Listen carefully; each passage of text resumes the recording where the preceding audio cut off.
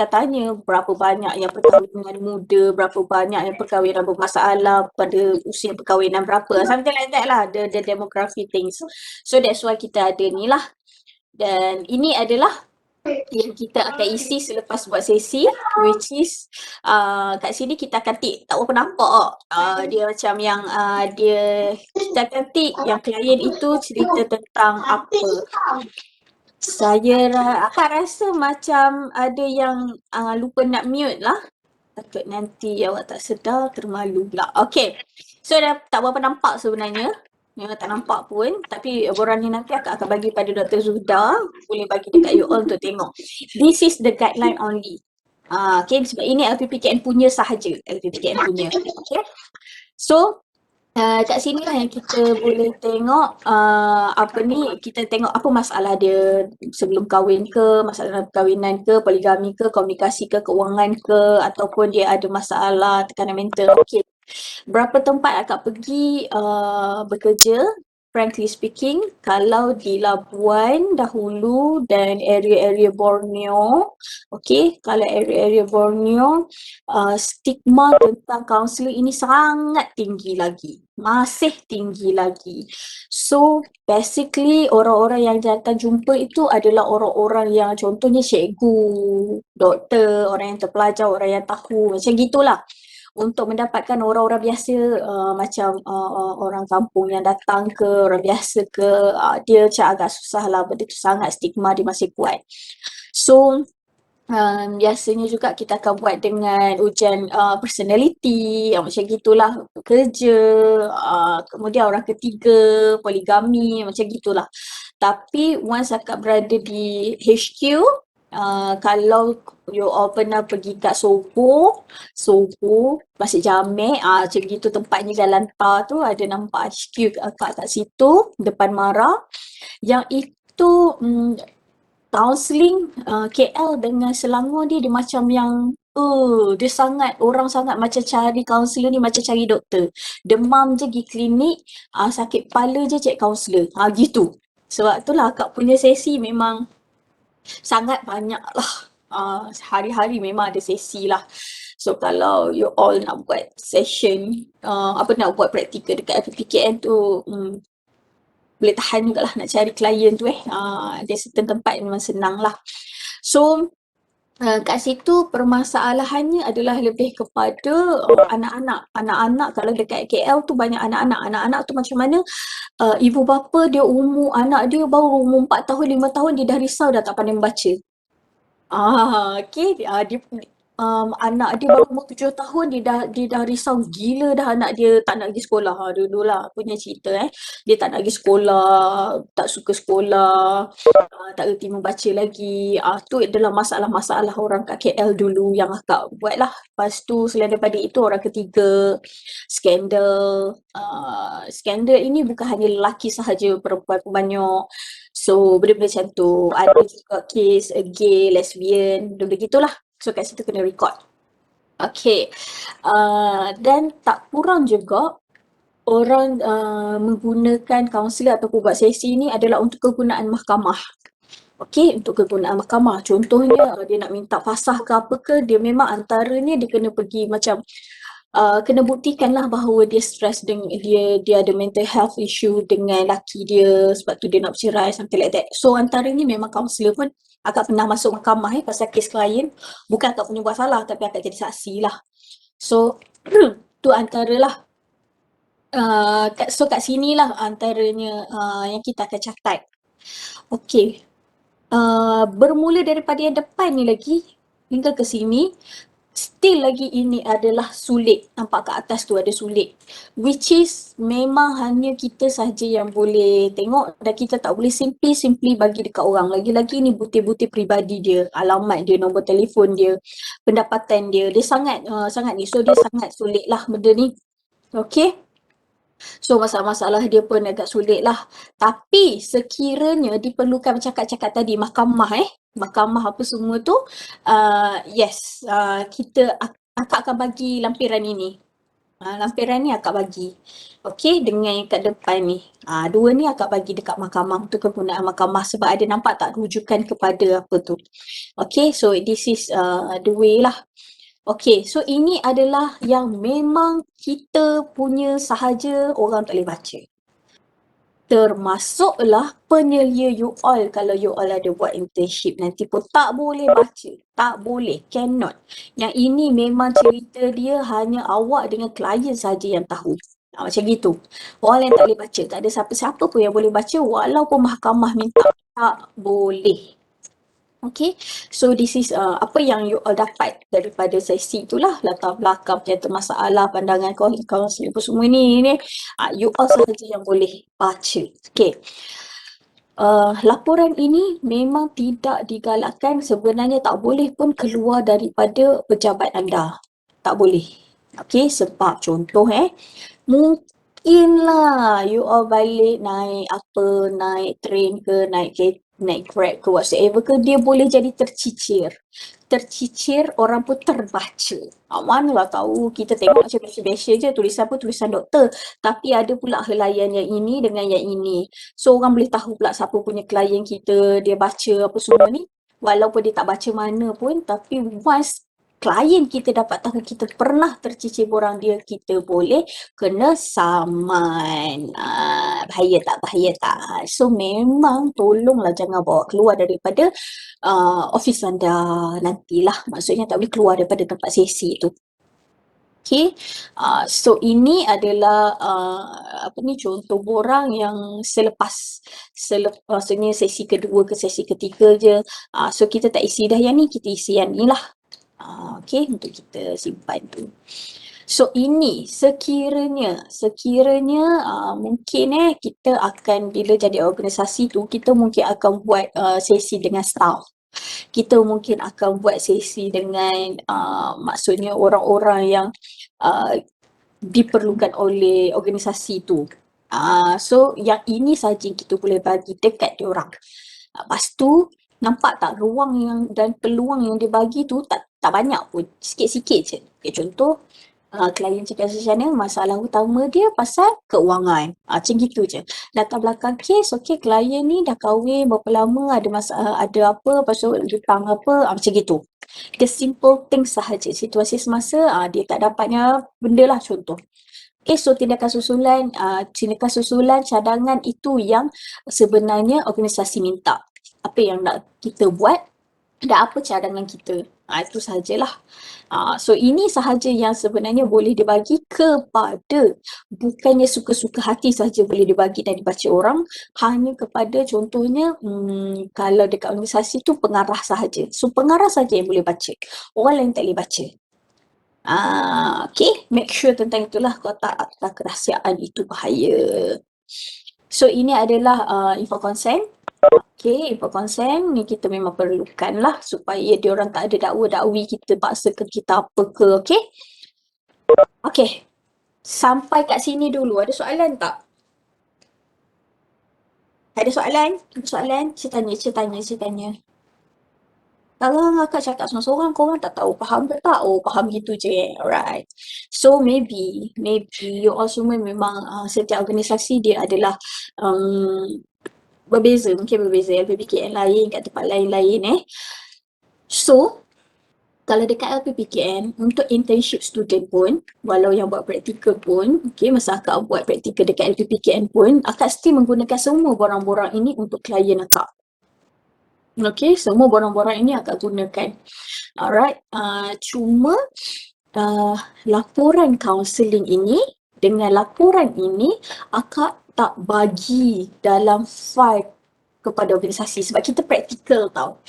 Nanti dia orang boleh baca, betul tak? So, akak tak bagi. Biasanya yang ini ni, kita akan record dekat buku log kita. Okay? So, yang itu akak hanya isi yang ini sahajalah. Okey, sesi paling lama ni. Okey. So ini yang laporan ni akak memang minta dengan adik-adik jangan bagi. At least lah kalau nak bagi pun bagi yang macam gini je pada organisasi nanti. Sebab apa? Kita akan terikat dengan akta. Tu je. Sebab once you all buat dengan organisasi means that you all akan dealing with the actual client. Bukannya klien yang dia buat-buat macam geng-geng korang. Tapi kalau geng-geng korang boleh lah. Kalau akak yang buat dengan geng-geng, akak tak isilah borang ni. Tu kita isi pulak sahaja. Macam gitu. Okay. Sesi paling lama yang akak pernah buat. Tadi akak nampak mana nak tengok chat. Oh sini. Okay. Setakat ini paling lama sesi dilaksanakan sepanjang berkhidmat. Okay. Bergantung. Kalau nak kata durasi sesi, kalau duration of session, masa first time akak buat sesi di LPPKN masa sebagai practical student, longest tu kita buat 3 jam 3 jam lebih untuk seorang klien. So very patutnya dok jadilah orang kata panggil tu kan dok jadi. Sepatutnya kita boleh fokus cerita tu paling lama pun setakat ini sejam setengah je. Itu pun lepas sejam tu akan ada story yang berulang. Okay.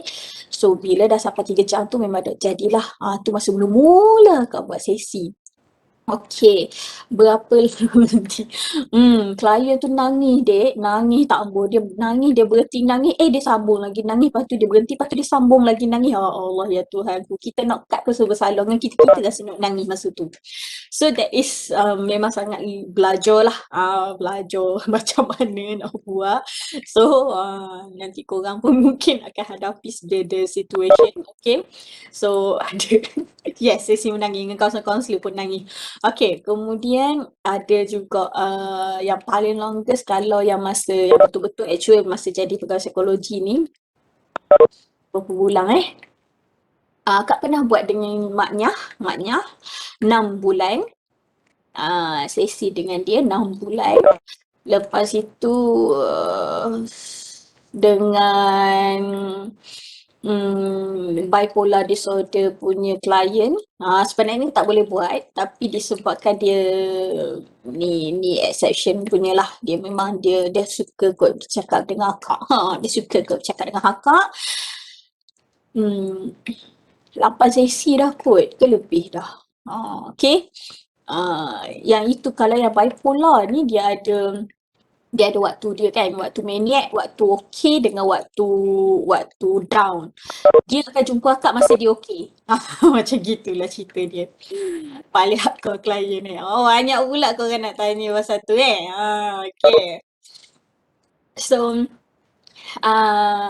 masa praktikal yang bestnya adalah masa dekat LPPKN tu kita orang masa tu kena deal dengan NGO Green Triangle kalau tak silap masa tu. LPPKN ni ada banyak dengan NGO. Waktu akak buat praktikal itu diorang baru ada JV dengan NGO Green Triangle.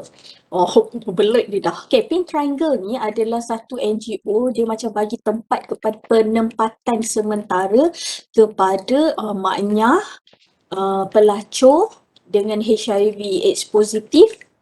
Yang positif, dia bagi satu tempat untuk diorang lepak siang hari lah. Sebab malam maknya dengan pelacur tu dia bekerja. Dia panggil sex worker, dia bekerja.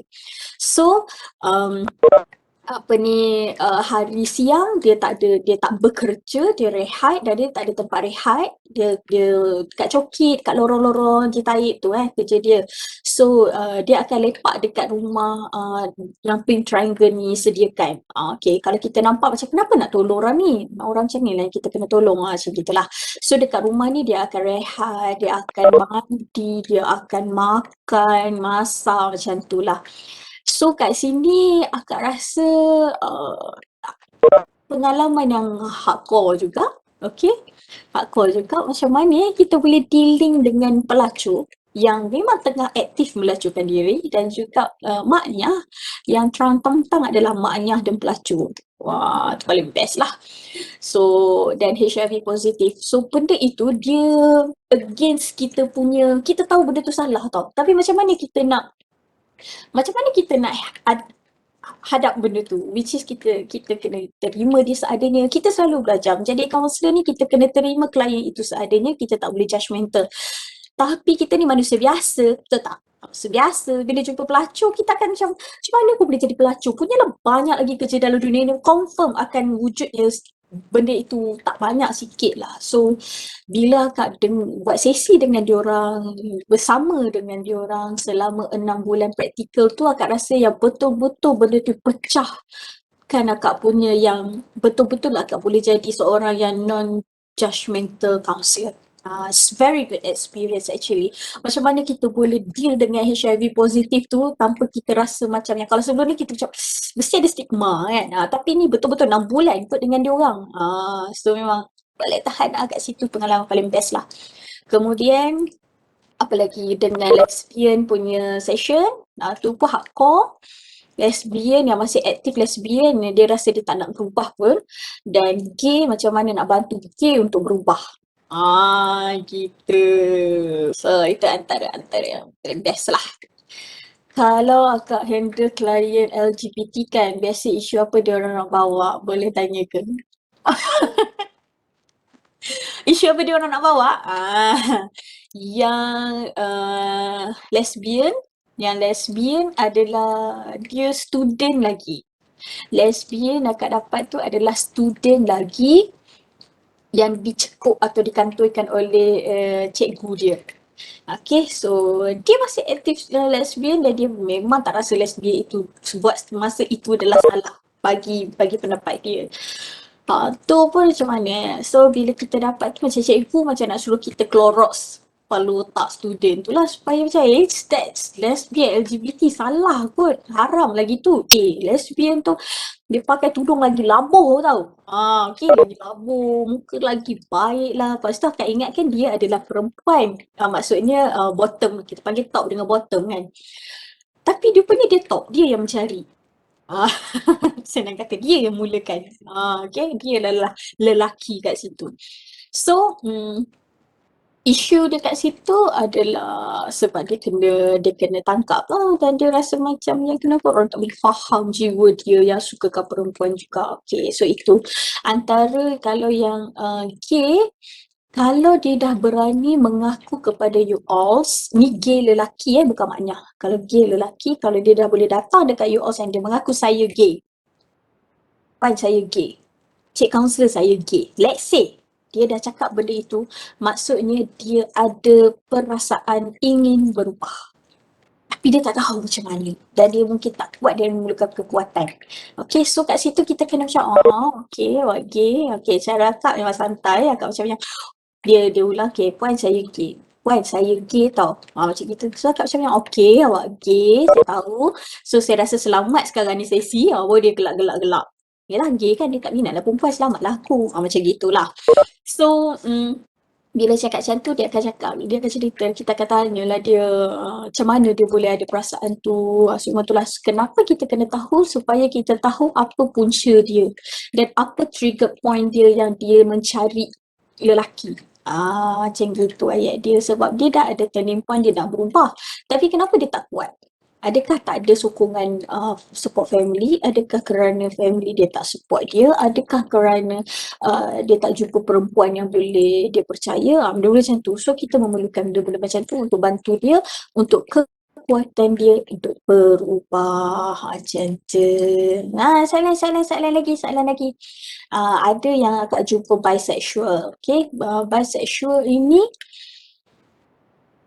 dia keliru. Okay, dia keliru, which is perempuan pun dia suka, lelaki pun dia suka, which is dia boleh buat dua-dua. So kat situ apa yang kita perlukan adalah kena stick to the yang betul lah, which is kalau dia ni adalah perempuan, dia kena stick dengan husband dia lah. Dia tak boleh lah ada skandal perempuan lagi yang macam gitu. So, kita kena cari kekuatan. Kalau LGBT punya kes ini adalah kita perlu cari kekuatan dia. Tapi kita tak boleh paksa dia untuk berubah. Once kita paksa dia untuk berubah, dia akan semakin menjauh. Dia akan jauhi kita. So, kita tak boleh support juga. Kita bukan support untuk yang, oh, tak apalah, teruskanlah, suatu masa awak akan berubah. Tak boleh lah gitu.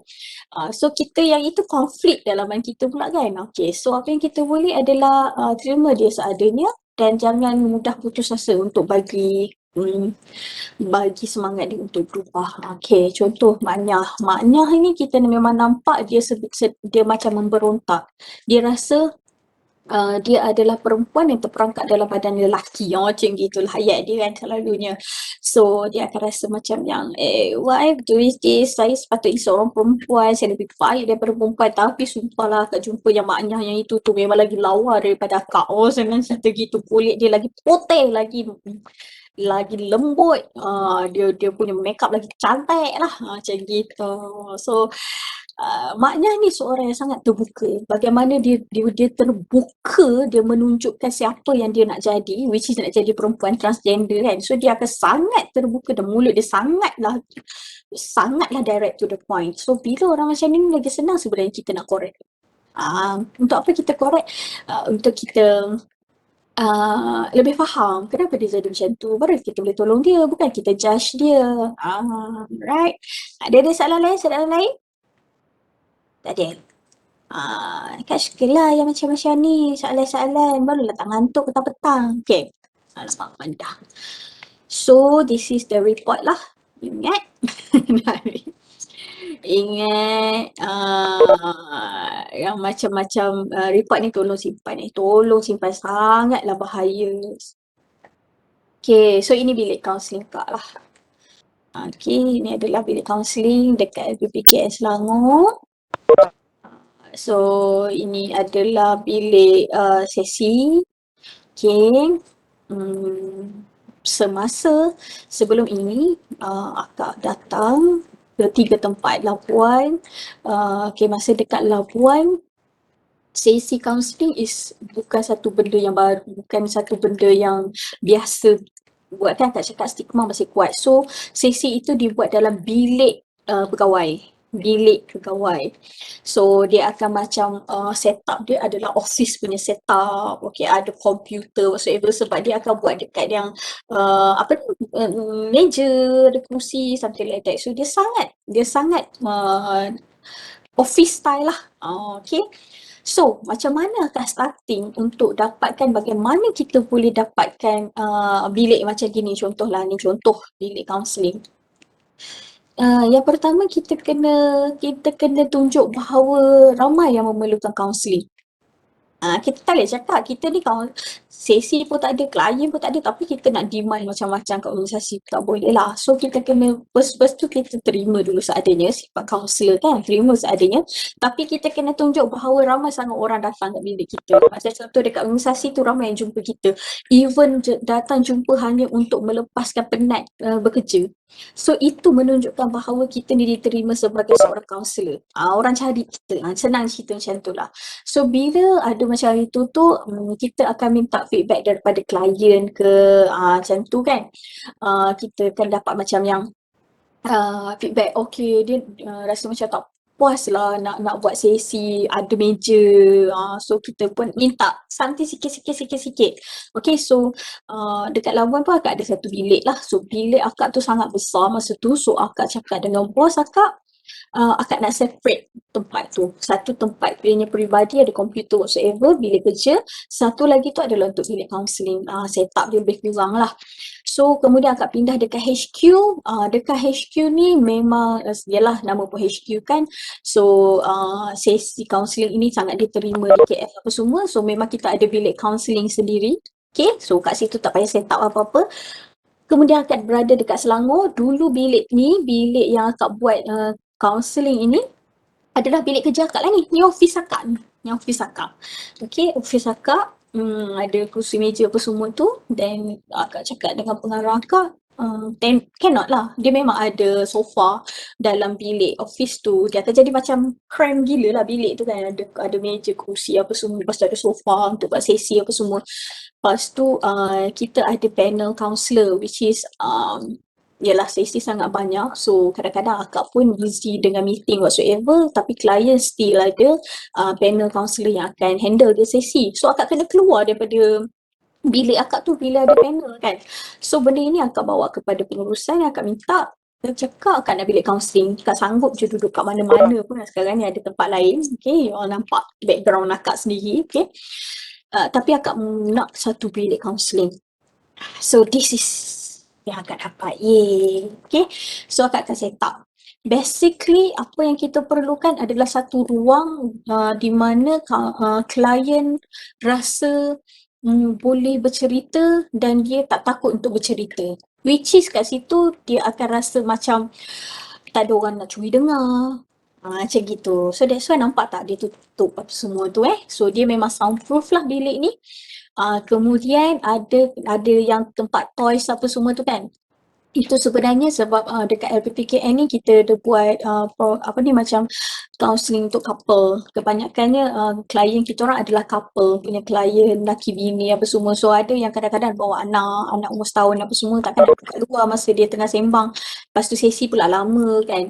So kat situ sambil-sambil mak bapak dia sembang, anak-anak dia main lah kat situ. Macam gitulah. So that's why ada rapi tempat main budak macam tu lah. So, tempat tu tak perlulah macam mewah-mewah sangat. Ni akak tambah sikit. Ada yang living, ada tempat air, ada sikit-sikit lah supaya bila you all masuk kat situ tu rasa feel at home. Rasa macam balik rumah. Sebab kita nak cerita benda yang dalam rumah, so feel like home lah. Okay, ini adalah dekat Shah Alam, my office, okay, tempat akak. Dan kita ada satu lagi LPPKN yang dekat ni Iris. Okay, pusat Iris Keluarga Selayang ini bawah akak juga. Dia dekat Selayang, dia adalah satu floor tu semuanya kita punya dan kita decorate floor tu macam dalam rumah. Okey, untuk apa pusat Iris Keluarga ni? Pusat Iris Keluarga ini adalah untuk mana-mana community ataupun contoh paling simple lah nak pergi macam ni. Kadang-kadang tu kat situ tu kat belakang rumah, kat belakang pusat Iris ni banyak yang B40 tau. Ini pun sebenarnya dia macam shop lot. Shop lot. Yang ni. Dia shop lot. So, kadang-kadang orang B40 apa semua dia cuma nak rasa macam mana rasa jadi orang kaya. Macam mana rasa nak hidup mewah. Macam mana nak rasa ada aircon. Benda-benda macam tu lah maksudnya. So this is the things yang bila diorang datang lepak dekat pusat Iris ni diorang dapat rasa itu. Mana-mana yang macam contohnya suri rumah nak lari tak tahu nak lari ke mana, dia akan pergi ke Iris ni untuk lepak, untuk me time seketika. Kadang-kadang ada geng-geng membawang kat sini, geng-geng mak jemah kat sini kadang so dia ada bilik budak juga lah, bilik mainan budak, so boleh bawa anak apa semua. Dan kadang-kadang kita ada buat program untuk anak-anak pun, budak-budak So masa program untuk budak-budak tu mak-mak ni boleh ada me time, bergosip. Kadang dia orang masak kat sini, ramai-ramai makan. Okay. So kat sinilah kita buat. Dia adalah satu pusat komuniti untuk dia tak ada, kita bukan buat untuk program semata-mata. Dia untuk lepak pun boleh. Macam gitu. So ini adalah tempatnya. Kadang-kadang kita buat kaunseling kelompok juga kat sini. Okay, ni ruang menunggu. Ni pusat terapi ni. Macam budak-budak lah. Biasa kat sini ni dia orang main cikgu-cikgu ni. Kat sini juga kita ajar anak-anak yang macam budak-budak yang sebelum ni kan sebab COVID apa semua belajar PDPR, dia orang mungkin tak pandai, so macam tak kenal lah. So kat sini kita ajar jugalah kenal ABC 1, 2, 3 kat sini lah. Ada banyak barang terapi kat sini. Okay. So ini adalah, sebelah sini adalah bilik kaunseling. Ni adalah bilik kaunseling lah. So boleh nampak lah bilik kaunseling dekat ni. Itu akak. Dan ini adalah yang dekat pusat Iris lah. Okay, habis dah. Yeay, balik. Okay, ada soalan tadi akak tengok. Kejap nak buka tengok.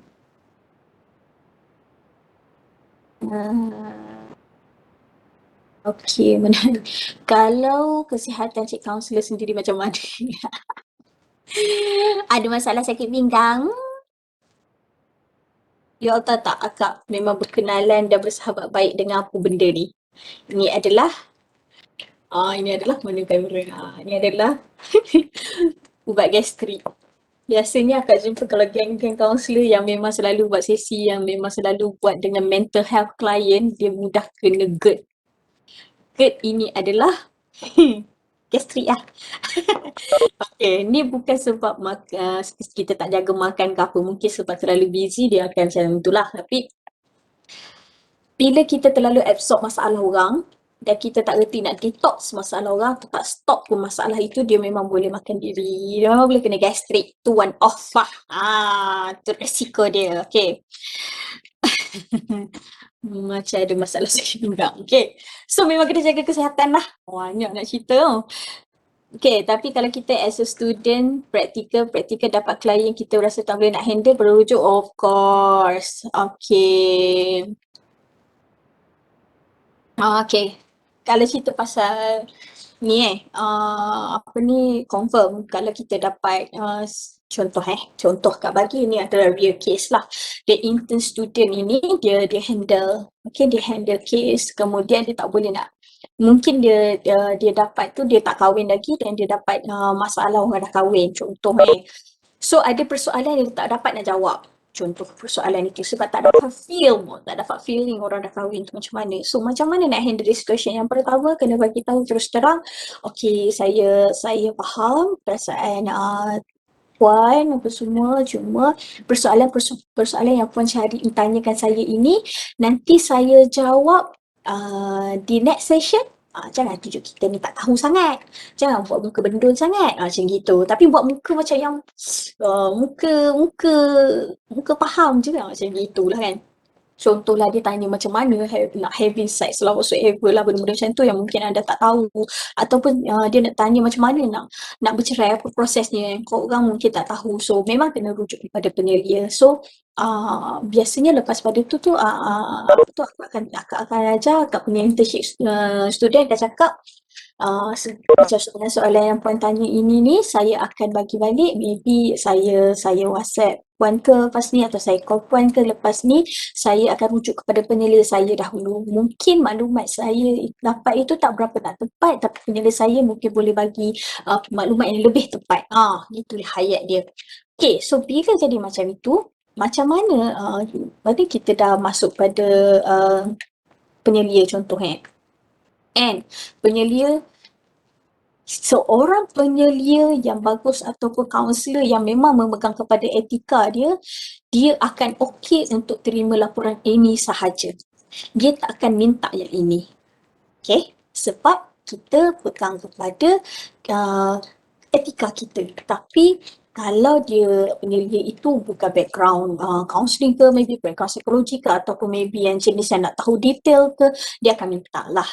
Okay, tapi akan cakap sebaik-baiknya jangan bagi yang terlalu full. Okay, sekadar sahaja yang adik-adik boleh bagi. Macam gitu. Yang full tu adik-adik simpan. Ada orang dia buat yang full tu sebab apa? Sebab kalau dia repeat the cases tu, dia akan ingat apa cerita klien, tak adalah berulang-ulang tanya kan. Something like that lah. Itu sebenarnya kegunaan ini. Okay, tapi memang kalau biasanya seorang masyarakat sendiri sebagai penyelia, cukup ini. Tapi kadang-kadang akak cakap dengan internship akak, cukup ini je pun.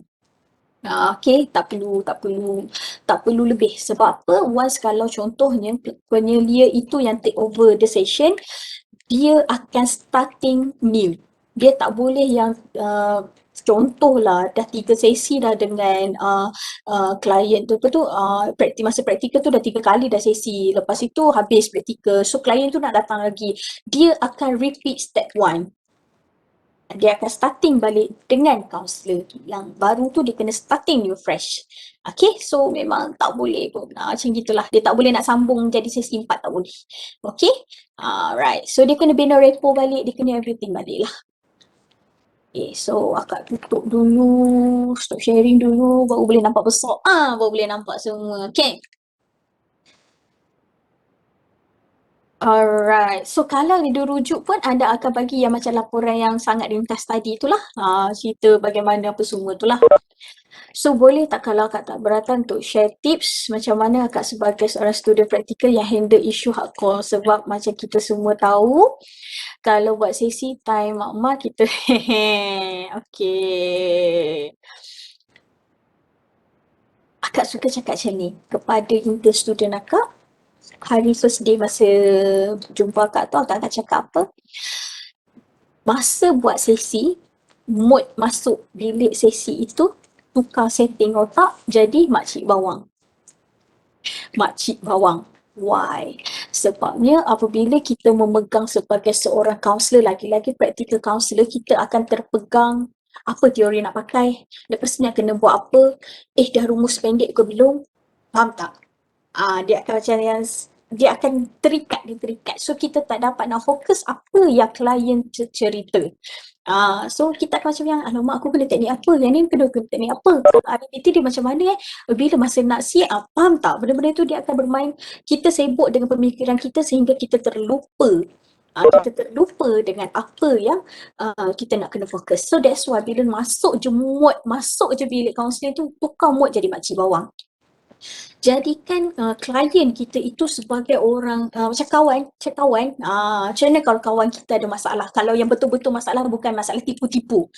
Contohnya kawan kita ada masalah apa, kita akan macam mana kita nak buat. Kenapa buat macam tu? Kenapa? Dia akan ada macam yang, macam mana boleh jadi macam tu? Lepas tu awak buat apa? Dia akan macam, kita akan try untuk tanya sedalam-dalam detail yang boleh untuk kita bantu. So that's why kita kena muat makcik bawang tu. Gitu. Tapi yakin dan percayalah, masa nak buat report tu, akan tahulah anda guna teori apa. Okey, masa akak praktikal tu, masa yang first akak cakap longest 3 jam akak buat tu, memang sampai penyelia akak kena tolong ketuk pintu lah, tolong akak macam akak memang nak nangis dah kat situ. So, sebab masa tu dah nak tutup office dah. Okey, nak tutup office dah. So, dia memang kena bagi tahulah masa ni lah. Okey, untuk next session masa itu adalah sesi yang kedua. Dia join akak dalam sesi dengan klien akak tu, and dia tunjuk bagaimana the session goes. Okey, ada certain times yang akak buat sesi, masa tu kes ibu dan anak, akak minta izin dengan klien, akak cakap kita ada intern student, boleh tak saya nak bawa dia masuk untuk tengok bagaimana handle the case supaya dia dapat bantu orang lebih ramai lagi kat luar sana. Kena bagi tahu tu lah. So kat situ apa yang jadi adalah klien tu nangis, intern student tu lagi nangis. Double triple dia punya nangis ni. Okay, dia pula yang terasa kat situ, dia yang terasa kat situ. Apa heran mana satu klien, mana satu intern student kat situ So, masa akak belajar, akak sangat pegang desktop. Akak sangat suka desktop. Sangat teruja. Sebab apa? Sebab akak suka Cik Bahar punya style lah masa dulu Kalau setiap kali dia bagi tahu dia ajar dalam kelas, setiap kali dia ajar dalam kelas, akak adalah orang yang pertama akak angkat tangan dan cakap, boleh role play tak? Boleh saya jadi klien tak? Boleh saya try tak? Why? Sebab tu akak suka antara orang yang ke depan masa belajar dulu, akak yang paling ke depan akan jadi orang yang pertama untuk merasai betul-betul. Dan kalau akak cerita isu adalah isu yang betul, bukan isu tipu-tipu. Okay, akak akan cerita isu yang betul. Betul-betul akak punya ada masalah apa semua, memang akak guna. Sebab apa? Akak nak merasai, betul ke teknik ini kita boleh release? Betul ke teknik ini kita boleh menjadi? Betul ke? Mirror, self-talk, apa semua, top-dog, underdog itu semua akak rasa. So bila akak rasa, sebab tu akak masuk dalam dunia desktop. Akak sangat suka. Tapi apabila masuk kepada setting kerja, okay, it's not easy untuk kita buat guest star.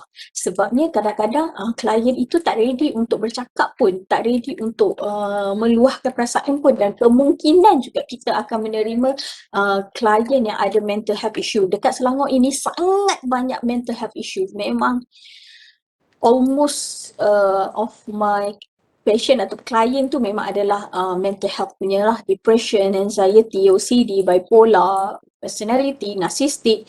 So banyak. So bila kita salah guna, contohnya kita guna Gestalt kepada klien yang ada depression, masa tu mungkin kita tak tahu dia ada depression, okay? Sebab kita tak buat saringan maybe. Kita kena okay, macam kita paksa dia untuk meluahkan perasaan dia apa semua. Orang depression kan dia suka simpan. So kita paksa dia untuk meluah, then dia triggered. Bila dia triggered, dia kena panic attack kat situ. Dia menangis bergaul-gaul kat situ. Mampus nak buat apa tu tak tahu. Okay, so the things lah. So that's why kita tak boleh sangat guna Gestalt tu lah. So kita kena terbuka dengan semua jenis teori, dan teori itu sebenarnya membantu kaunselor, bukannya mengosotkan lagi kepala otak kaunselor. So dulu akak penilaian akak Dr. Z rasanya, dia tak lagi Dr. Z. Kalau dia tanya kan, dia panggil lah Ratna, dulu lecturer panggil Puya, nama akak Ratna Safura kan, semua orang panggil Puya masa tu. So Puya guna teori apa? Akak dengan selamba je cakap teori Ratna Safura, doktor. Korang jangan guna benda tu, marah Dr. Zuda nanti. Akak ajar benda yang tak betul. Okay. Sebab apa? Sebab akak tak fikir. Masa buat report tu baru akak fikir. Okey, bagi Paratna, berpegang pada satu teori mix. Kita dekat PPKN sebab kita punya lingkungan klien adalah pelbagai. Okey, ada pelbagai. Ada yang senang bercakap, ada yang suka bercakap, ada yang susah bercakap. Ada yang susah nak express, ada. So memang sebenarnya satu teori yang wajib akak guna hanyalah Carl Rogers. Carl Rogers. Dengar, anggup, gelek tak. Akak guna apa? Akak cari kekuatan dia, akak bawa ke depan biar dia pegang kekuatan dia. Sebab once bila biasanya klien-klien yang datang jumpa kaunselor dia tengah down. So kita correct, kita cari apa kekuatan dia biar dia pegang kekuatan dia yang pertama. Kemudian akak tengok dia punya reality dengan dia punya um, apa ni dia nak ideal dia dengan reality dia. Yang itulah kita kena synchronizekan. Apa dia kena bangga dengan diri dia apa semua tu. So banyak ni Kak gunakan Rogers masa selama 13 tahun ini, tapi Akak sangat suka Gestalt, dan kalau ada klien mental health kita kena guna yang ini siapa Sifu akak pernah cakap kena guna CBT, Cognitive Behavioral Therapy. Orang yang pernah membunuh diri ataupun ada terasa nak bunuh diri, okay, ada mental health issue, depression apa semua tu, memang kita kena guna CBT. Kita memang kena mencabar kognitif dia. Dan juga kita kena betulkan tindakan dia. So that's why kita kena jangan hanya tahu satu dan kita pegang satu saja. Kita kena tahu semua supaya kita boleh ada masa kita guna Adler, ada masa kita guna anak nombor berapa, ada masa kita guna Evan Pavlov, ada masa kita guna reality. WDEP, gitu. Boleh ingat tak semua benda yang Kak cakap ni? Tahu ke apa benda tu? Okay, so semua benda tu memang kita akak jujur Kak cakap, akak tak megang sangat tu teori masa akak student like you all, okay? Tapi bila kita dah lama masuk dalam dunia ini, masa praktikal itu baru kita sedar, oh, ini rupanya reality, oh macam ni rupanya, oh macam ni, macam gitulah. Sebab dia kena sebenarnya you all kena buat yang reality punya cerita dulu. Kena jumpa betul-betul klien yang anda nak tolong dahulu. Maksudnya begitu. Then you know apa yang akak cakapkan tu. Okay, selagi kita hanya yang main-main apa semua tu recording yang main kau tolong aku tolong kau tu, memang kita takkan faham lah, kita akan terikat lah. Okay, baiklah kita ada masa 45 minit, saya sebagai kaunselor, kan terikat lah sebab the script is same.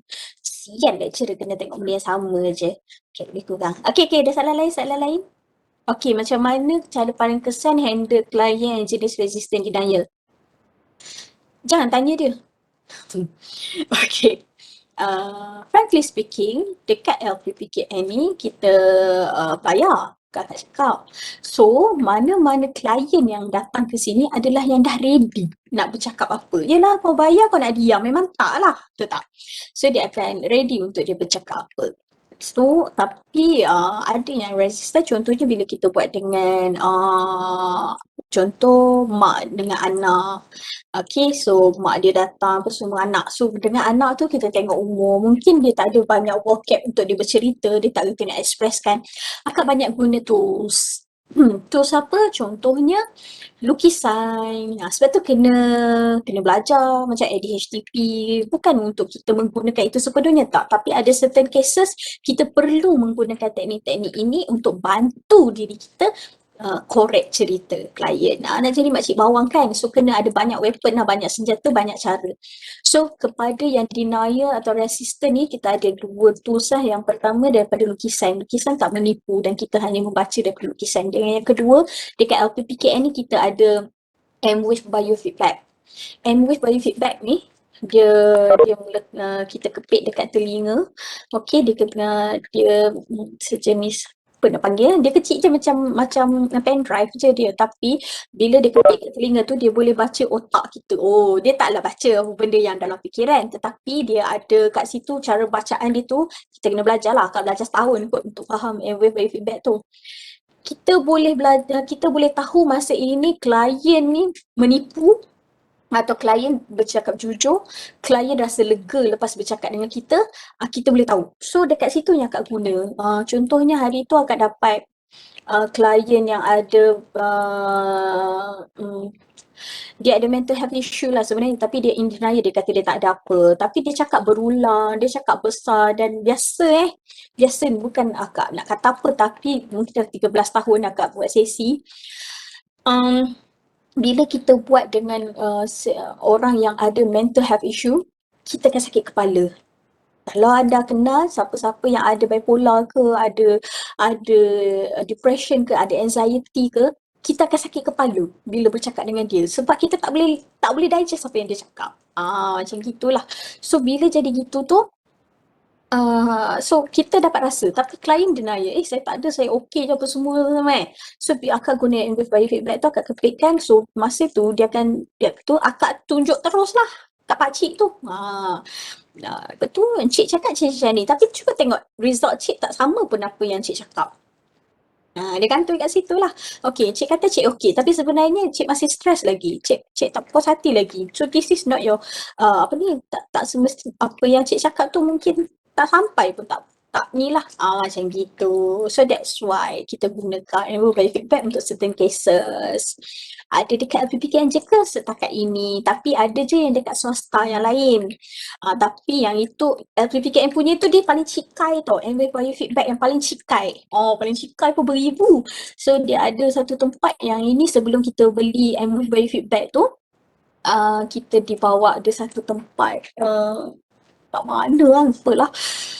Bangi kot. Bangi Kebangsaan. Ini adalah psychiatric punya tempat, swasta. Satu session dia RM600. Satu session nak buat dengan dia tu RM600, tapi dia mewajibkan 6 session RM3,600. Macam itulah. Lepas tu tempat dia tu dia macam bilik biasa, tetapi dia ada satu kursi macam kursi urut tu kan. Lepas tu ada TV yang sangat besar sebesar dinding. Lepas itu dia pakai M-Wave Biofeedback yang jadi semacam helmet tu. M-Wave Biofeedback ni dia membaca neuron otak. Dia baca otak tu macam mana otak kita berfungsi. Bila kita react something, bila kita ngantuk macam mana bacaan dia, bila kita lapar apa bacaan dia, bila kita triggered dengan something tu apa bacaan dia. Benda gitu tau. So dia sangat masa masuk tu rasa macam yang seramnya aku nanti dia baca apa benda yang dalam kepala otak aku. Macam gitulah. So itu memang beratus ribu lah benda lah tu. So yang aku fikir ni 2,000 ke 3,000 ke macam itulah satu yang pendrive yang kecil yang dekat sini ni. So biasanya kita akan buat sebagai daya tarikan untuk orang. Macam contoh akak akan bawa, macam contohnya kita ada buka booth ke, akak akan bawa lah supaya orang pecah stigma tentang counselling tu. Okay, so kita buat tu dia orang kenal tu. Counselling ni bukan kita nak judge orang masalah, betul tak adik-adik? So kita hanya nak ada seorang individu itu kenal diri dia untuk jadi lebih baik. That the things je yang kita nak bagi. So boleh try kot dekat LPPKN Terengganu. Akak tak sure dia orang guna lagi ke tak lah, sebab benda ni tahun 2019 kita orang beli. ada lepas kes COVID ni dah jadi macam kurang guna lah. Boleh try tanya dengan pemahira ke kan kalau nak try tu. Nak tunggu akak balik Terengganu, raya je lah akak balik. Nak bawa guna, bawa pergi UMT pun you all guna. Okay, ada soalan lain tak? This is the time lah you all boleh tanya. Mungkin tak tanya. Masa time akak dulu tak ada lecturer buat macam ni. Kalau tak lagi best, boleh lah, boleh. Apa tu, kita get ready. So far okay tak ni? Ke dah tidur dengar akak cakap ni? Okay ke? Okay. Alhamdulillah. Patin Amanina je yang chat dengan akak macam akak dengan dia je ni. Orang lain mana? Alfikan Labuan, okay. Labuan masa tahun 2017 akak pindah ke KL. Masa tu unit counselling dah tutup. So that's why akak kena pergi kat KL. So dia hanya ada unit program sahaja. So memang tak ada, akak rasa tak ada pelajar praktikal lah. Tapi masa akak berada dekat Labuan dulu memang akak ada pelajar praktikal. Ramai sangat. So tak sure dekat Labuan ambil lagi ke tak sebab tak ada kaunselor yang boleh selia anda di situ. Kaunselor dia ada dekat KK. Para anda panggil seorang-seorang pun biar ikut. Aduh, yelah doktor saya cakap seorang-seorang ni ha. Tahulah dia orang ni dengar ke tidak. Recording kan. Panggil dia orang sorang-sorang. Baru syok dengan suara dia orang. Dah lah muka tak nampak. Betul tak Puan? Itulah. Dia orang ni hari Okey. Khamis ni nampak nak balik dah. Sebab Opat. Terengganu. Patut ah. Betul. Samalah kita. Okey. So ada soalan tak? Tanyalah sekarang. Rugilah tak tanya. Okey, masa praktikal you all kena ambil peluang itu untuk belajar every single thing dalam organisasi itu. Ambil tahu. Okey, ambil tahu tentang apa sahaja, rebut peluang apa yang ada. Sebab apa? Yang pertama, kita lepas tu nak cari kerja. Okay, so nak cari kerja. Bila kita tunjuk potensi yang kita ada, kita punya semangat juang yang kita ada, orang akan macam yang, oh, kalau ada kerja kosong, I will reserve for you. This is what I'm doing masa tu lah. So, itu yang pertama. Lepas tu yang kedua, dia bukan bodek kan. Tapi kita kena tunjuk every single thing. Dia bukan skill saja. Kita kena tunjuk bahawa kesudian kita untuk belajar. Okay, kita tak takut dengan apa jua jenis rintangan yang mendatang. Macam gitu ayat dia. So bila gitu tu penyelia akan macam yang okay, saya suka awak, kalau ada projek kosong nanti saya roja awak. Macam gitulah maksudnya. Expectation untuk bakal kaunselor. Dek, satu je Kak boleh cakap. Sekarang ini antara masalah paling besar adalah mental health issue. So kita akan bakal berjumpa dengan orang-orang yang mental health nanti. Okay. Sama ada orang tu sedar ataupun dia tak sedar dia ada mental health issue. Tu je. Cases sekarang ini daripada umur 5 tahun dah ada yang stres. Okay, dah ada yang rasa tak bunuh diri. So dia sangat mencabar sekarang. So you all kena get ready untuk masalah-masalah seperti ini. Okay. Kena ada banyak tahu tips-tips macam mana nak handle orang yang kena panic attack. Macam gitu. Dia punya panic attack tu kan, dia punya penyakit macam lepas ini macam yang sangat banyak lah. Senang-senang nak jumpa. Okay. Student sekarang pun antara yang banyak yang refer dekat akak adalah mental health issue juga. Daripada toxic family, daripada toxic environment, so toxic relationship, okay, masih selalu kena pukul dengan boyfriend pun masih nak stay, selalu kena maki pun masih nak stay. So benda tu toxic sebenarnya. Ya, adik-adik lain pula cerita kita. So memang kena expectation I dekat you all adalah untuk be a very good counselor dalam bidang mental health issue, which is adik-adik lah yang akan banyak bantu nanti the generation nanti untuk overcome diorang punya mental health dan juga overcome diorang punya toxic tu.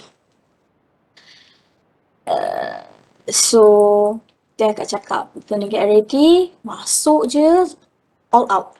All out. All out tu means kalau orang panggil je Fatin, boleh tolong? Boleh. Fatin boleh try kes ni? Boleh. Walaupun sebenarnya kepala otak ke apa ke, dudak-dudak tu takut semua ada. Macam gitu. Okey, bolehkan je dulu. Okey, tapi apa-apa pun rujuk pada pakar jugalah. Calling-calling lah lecturer ke, nanti boleh je Kak bagi nombor Kak. Kalau ada apa-apa, boleh je WhatsApp. Kat situ. 0194847499. Of course lah. Bagi tahu je saya daripada UMT, junior Kak. Jangan ngorak je lah. Okay. So, boleh je. Okay, insyaAllah Kak akan tolong. Okay, sebab kita, adik-adik semua, kita ni nak tolong orang. Kita nak tolong orang. So, sebelum pada itu juga, sebelum anda melangkah menjadi the good counselor, settle dulu personal matter anda. Sebelum anda nak buka mata celik akal klien, anda dulu yang kena celik akal. Sebelum anda bantu orang lain, anda kena bantu diri sendiri. Okey? Maksudnya, settle dulu apa sebarang masalah anda. Tak confident, apa takut, apa kalau ada anxiety, kalau ada masalah-masalah lain, settle dulu masalah peribadi tu supaya you all tak ada isu dalam memberi bantuan ya. Kita nak tolong orang, kita kena tolong diri kita dulu. Macam gitu. Okay, so itu yang akak rasa boleh share. Ada soalan lain? Soalan sebelum balik. Akak pun balik kumpai ni. Soalan dulu. Dah senang ni. Nak jumpa. Senior lah. Kalau depan-depan lagi best kot. Kan? Tapi dah ada yang tidur ke? Ahmad Syukran Naim ada ke tak? Adibah Azman, Aida Sofia, Ain Masara. Banyak Ain kat sini ni. Oi, Ain Nadira. Banyak Ain ni. Aina Akmalia, okey tak? Ashika, ada. Atira ada. Dayang Ifa, Eliana. Semua okey ke? Macam lecturer dah akak ni. Ada, great. Ada. Doktor, akak je. Okey, ada soalan tak? Nak tanya apa-apa ke tanya sekarang? Rugi tak tanya? Kita-kita je ni. Kalau korang tengok, macam akak tunjuk tadi gambar setting, bilik counselling whatsoever tu, itu tempat akak je tahu. So, kemungkinan tempat lain tak ada. Right. So macam Kak cakap tadi, terima je dulu apa yang ada organisasi itu. After that, barulah macam sedikit demi sedikit anda tunjukkan, okay, yang ini kena proof, yang ini kena ni, yang ini kena ada satu tempat berdua, orang tak dengar, macam gitu. Okay? Best then. Akak rasa satu lagi akak kongsi korang tak nak cakap, korang tak nak tanya, tercerita lah. Ada satu yang paling akak rasa macam boleh tahan tu, okay. Dalam PPKN ni kita tekankan tentang kesihatan reproduktif tau. Kesihatan reproduktif. So ada banyak modul-modul remaja. Akak memang buat program dengan remaja juga tentang reproductive health. Reproductive health ni adalah kita cerita pasal seksual diorang, kita cerita pasal mimpi basah, kita cerita pasal onani, kita cerita pasal seks. Okay, kenapa boleh jadi seks semua. So macam yang muka tebal pun macam mana pun tapi kita kena cerita macam akak cerita dengan you all lah. So itu pun antara masalah-masalah sosial sekarang onani, seks wanita dia dah jadi benda biasa tau. So ada satu keadaan ni, satu program ni akak buat dengan Tahfiz tau. Tahfiz. So akak ceritalah pasal onani whatsoever kat depan, okay? Apa yang jadi adalah akak perasan ada seorang cikgu tu dia pergi dekat satu budak ni, dia pegang bahu budak ni. Macam dia yang tepuk macam tu lah tapi dia tak cakap apa, dia senyum je dekat akak. So akak macam okay, tak ada apa kot, budak tu tertidur ke apa benda ke. Nampak dia macam Tok Dinah je tengok akak kan, tengok je akak kan. Lepas tu masa sesi makan, dia dah sembang tu baru dia cakap, Baratna, dia kata, Sebenarnya, yang saya pegang, budak yang saya pegang tadi tu, dia tengah beronani. Hmm.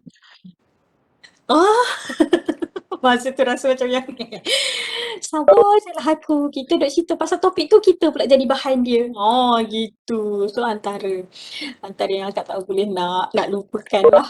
Okay, ada juga yang dapat, okay, kita buat sesi dalam talian juga.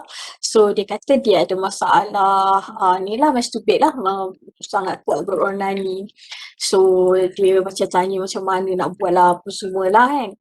Tapi in the end, selepas sesi ketiga, keempat macam tu baru akak sedar bahawa dia akan call akak bila dia sangap.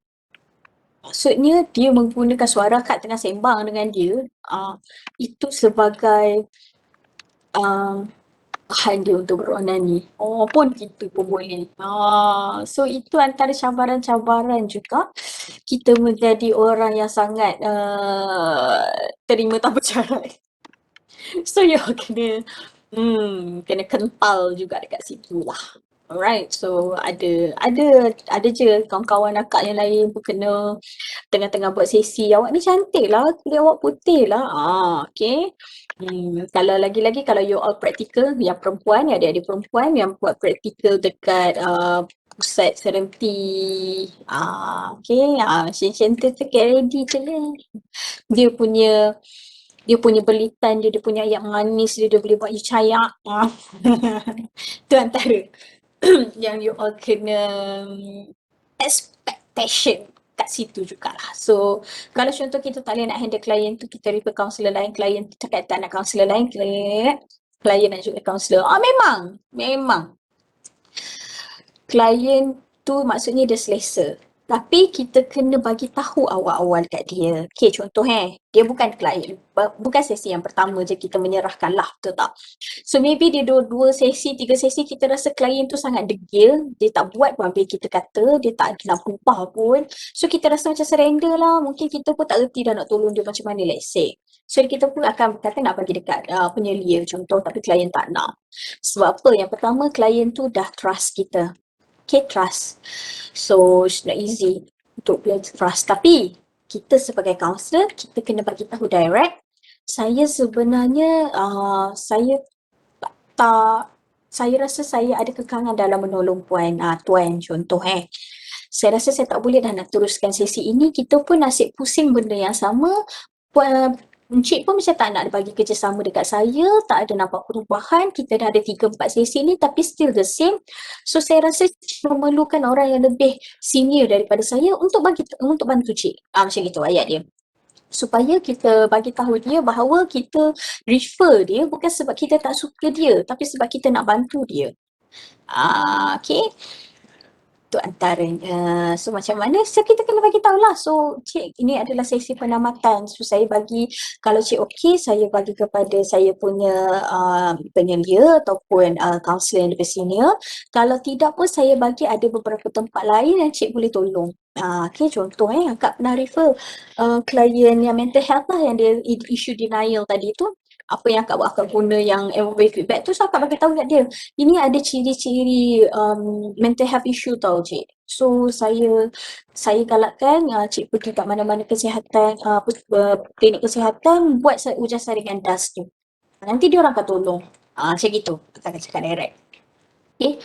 So kalau buat dengan saya macam tu je lah. Tak ke mana pun cerita dia akan berulang je. Benda yang sama je. So kita kena tegas kat situ. Contoh kes kalau ada klien lesbian, dia punya kunci family, dari kecil dia telah menyukai lelaki sehingga sekarang bagaimana bezakan dia dengan lelaki?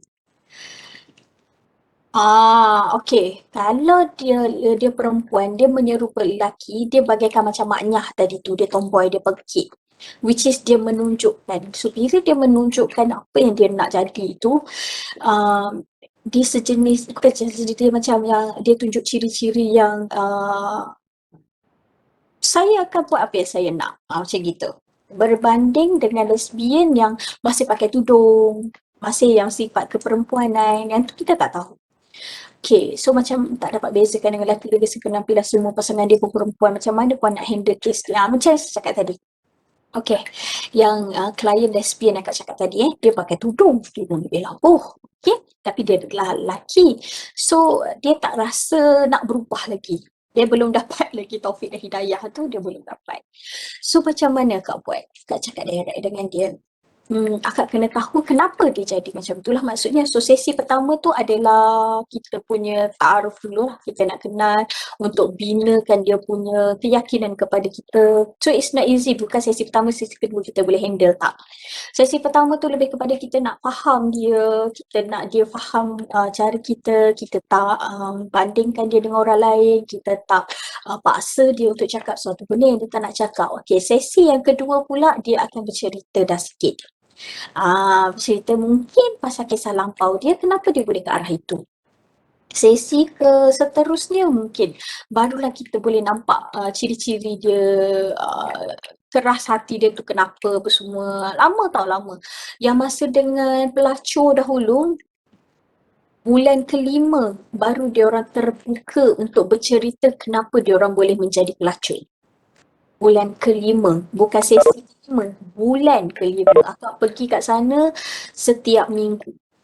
Setiap minggu akak pergi. So, bayangkan berapa lama tu. Sesi yang lain-lain tu adalah sesi apa? Sesi main melukis, sesi main masak-masak, sesi yang semalam macam mana? Semalam macam mana? Macam gitu je.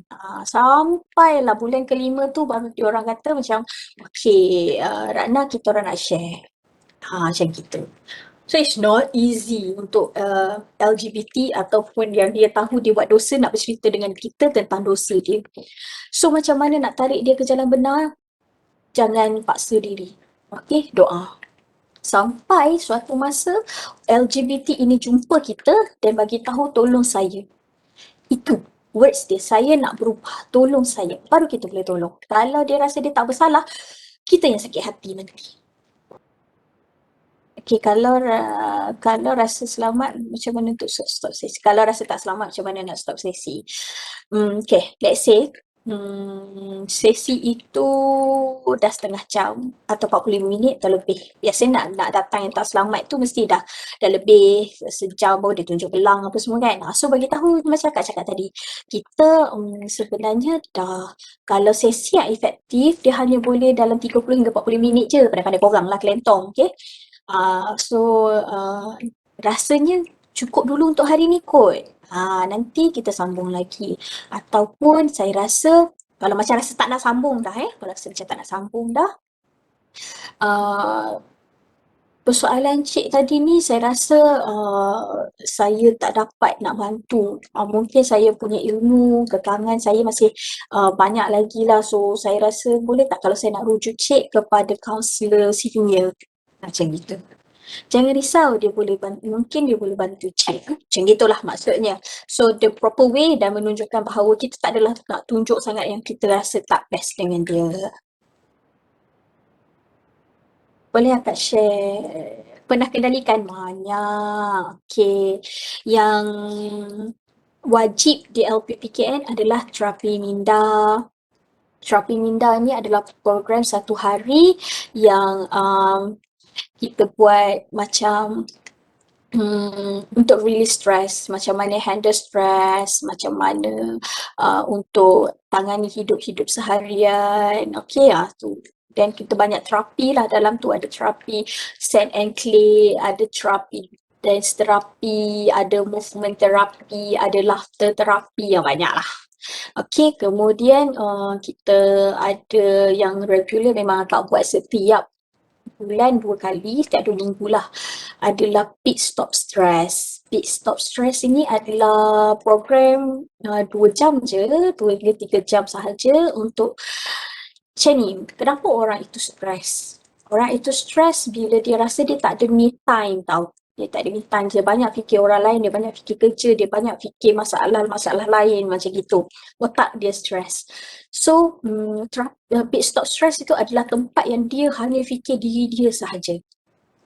So kita punya contoh, akak punya tajuk-tajuk, okay, kenali diri, kenali personality, tahu personality diri, benda yang simple sahaja tau, benda yang simple sahaja tapi tahu diri dia, faham diri dia. It's all about me, myself and I. Oh, macam gitu ayat dia. So, itu antaranya lah. Lepas tu kita ada terapi kesunyian. Terapi kesunyian ni adalah untuk warga emas. Lepas tu kita ada program K-Fatin. K-Fatin ni adalah untuk remaja macam you all umur 13 hingga 24 tahun lah. So, kita ada dengan sekolah. Yang ni pasal kesihatan reproduktif. So, kesihatan reproduktif tu termasuklah tentang hubungan seks. Kenapa remaja ni terfikir-fikir pasal seksual? Semua-semua benda tu lah. So, uh, dan sebenarnya membuka peluang kepada remaja-remaja ni, kalau ada masalah cari kaunselor. Jangannya jumpa dengan kawan, lepas tu kawan pun lebih kurang je perangai, korang makin hauk. Macam gitulah kononnya. Okay, supaya dia orang tahu mana nak cari bila untuk dapatkan bantuan. Okay, kadang-kadang banyaknya cerita pasal boyfriend girlfriend lah, cinta. Dan akak sebenarnya selalu buat program dengan universiti, Uni KL, UPM, UUM, okay, invitation macam gini, program gini, tapi lebih cerita pasal cinta remaja. Cerita pasal macam mana nak deal, nak move on, macam gitu. Banyak cerita pasal hati dan perasaan dah. Sebab apa? Sebabnya bila anda tak move on dengan diri anda tak settle masalah peribadi anda, susah tau untuk jadi lebih baik. Macam gitu. So, dia kena settle down dulu. So, benda-benda macam tu banyak dikongsikan lah. Lepas tu kita dekat LPPKN ni ada unit lain. Unit penerangan dan pendidikan. Yang ini memang unit sepenuhnya buat program keibapaan. Sebab LPPKN ni lebih kepada keluarga lah. So, keibapaan. So, dia ada ilmu keluarga dan akak pun salah seorang penceramah dia lah. Ada program parenting at work, macam mana nak balance kan menjadi ibu bapa dan juga dalam masa yang sama dia bekerja. Ibu bapa yang berkerjaya, macam mana nak balancekan kehidupan. Lepas tu macam mana nak kenal anak baby, macam mana nak kenal anak yang remaja, macam mana nak fahami generasi sekarang, macam gitu. So, itu antara program-program lah. Banyak sebenarnya, banyak gila. Tapi itu antara yang akak sebutkan adalah program-program yang wajib PPKM buat setiap tahun. Lepas itu akak memang selalu bantu agensi lain. Contohnya AADK. So selalu dengan KKM pasal mental health issue. Okay, perkongsian, ceramah macam ini. So, nak tanya apa tips dari segi kelayakan untuk kerjaya as pegawai psikologi? Pegawai psikologi kalau di LPPKN wajib kaunselor berdaftar. So, bila wajib kaunselor berdaftar memang kena macam akak sarjana muda kaunseling. Kriteria dia lah as a counselor dan ada license. Sebab apa? Sebab kita buat seleksi. Ada pegawai psikologi di tempat yang lain yang tidak memerlukan license lah, which is dia maybe dealing dengan dia bukan buat sesi. Pegawai psikologi dia ada dua, satu yang memang kaunselor, satu lagi dia tak buat sesi. Okay, so kalau nak jadi kaunselor ni, apa kriteria dia untuk minta kerja? Buat elok-elok masa praktikal. Okay, dapatkan seberapa banyak pengalaman anda. Sebab masa akak dulu, masa interview tu baru sedap cakap tu berabuk sikit lah. Sedap lah sebab banyak pengalaman kan, macam akak cakap tadi, pengalaman akak sangat banyak 6 bulan tu, akak buat sesi dengan maknya, sesi dengan gay, sesi dengan pelacur, sesi dengan HIV AIDS positif. So, orang nakkan pengalaman kita tu untuk kita bantu orang lain. Macam gitu. So, kita cakap pun confident. So, kalau masa yang praktikal pun kita tak perform mana, kita masih lagi buat sesi macam suka-suka. So, kita tak, bila nak temu duga tu, kita tak ada benda yang kita nak cakap. So, confident kita akan drop lah. Confident level kita akan drop. So, kat situ akan membataskan kita dapat. So, kalau nak kata kelayakan, dia tak adalah nak tengok CGPA ke apa benda ke. Tapi kalau CGPA cantik tu bonus lah. Kat masa kat sana tu, SEM 1 je akak dah dapat dekan. Yang lain tu semua akak memang dapat dem list lah. Tapi itu pun tidak membantu, tak menjanjikan sebenarnya. Tapi dia adalah satu bonus. Okay, kalau macam ada 4, 5, 6 orang yang temu duga tapi yang okey kiranya, tapi CGPA itu membantu mungkin kat situ. Tapi for me, sebab kakak pun pernah menjadi panel temubuka dan yang untuk pilih orang untuk kerja tu. So kalau akak sendiri, akak akan tengok pengalaman dan bukan pengalaman sangat lah, dia macam yang macam mana anda bawa diri ketika temubuka tu. Macam mana you presentable yourself. How confident level anda macam mana. Apa yang anda boleh bagi kepada organisasi and make sure you do it. Make sure. Okay, so kita ni yang panel temubuka ni dia boleh tengok tau. Anda ni pura-pura, anda ni baca skrip, anda ni tak ready, anda ni sambar je ke kerja apa yang ada dia boleh nampak. Okay, macam mana semangatnya korang nakkan job tu. So kalau betul, sebab macam cakap terus terang akak cakap, masa akak kerja, masa akak interview dekat LPPKN tu akak dah kerja. And akak rasa kerja akak tu dah okay lah. Astro Customer Service. Astro Customer Service yang jawab panggilan, hello Astro Customer Service, may I help you? Macam gitu tu. Sebab akak punya salary dah okay lah masa tu, 2,500 tak masuk allowance. Masuk allowance dapat 3,000. Lepas tu dapat decoder free. Lepas tu kalau prestasi okey, setahun sekali dapat package percutian. Okey apa? Betul tak? So masa interview dekat Astro tu, it's not easy tau. It's not easy.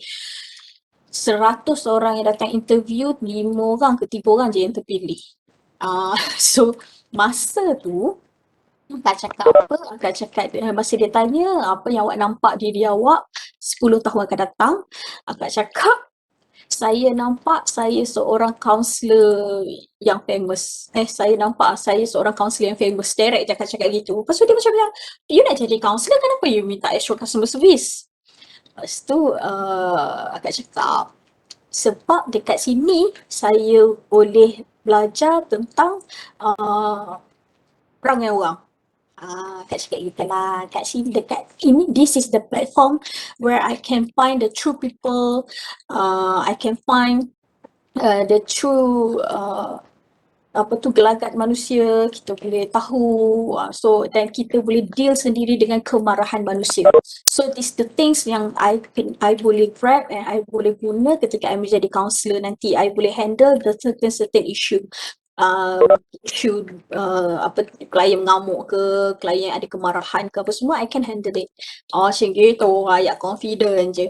Padahal bubuh je masa tu kan, tapi nampaklah the way kita menjawab tu, dia selari dengan apa yang kita inginkan, yang kita nak jadi. So that's why kita dapat jadi Astro Customer Service tu. Lepas tu bila tak dapat interview LPPKN, masa tu tunang akak, sekarang ada husband akak dia cakap macam ni, sebab masa tu akak macam kalau dapat kena Astro ni dah sah-sah 2 KL, tapi kalau FPPKN belum tentu 2 KL. Dan akak tahu juga tu FPPKN ni banyak yang dekat. Tengok akak dapat Labuan kan, macam gitulah. So apa yang dia cakap adalah kalau impian you adalah untuk jadi kaunselor 10 tahun akan datang, kenapa tak grab impian tu and jadi sekarang? Ayat dia pedih masa tu rasa kan. That's why I go.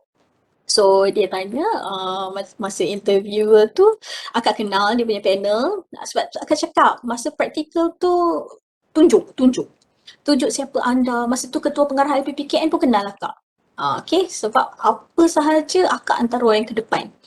Memang human resource kenal akak masa selama 6 bulan akak berada dekat LPPKN tu. Akak dikenali lah maksudnya kan. So 22 tingkat kat situ banyak yang kenal akak.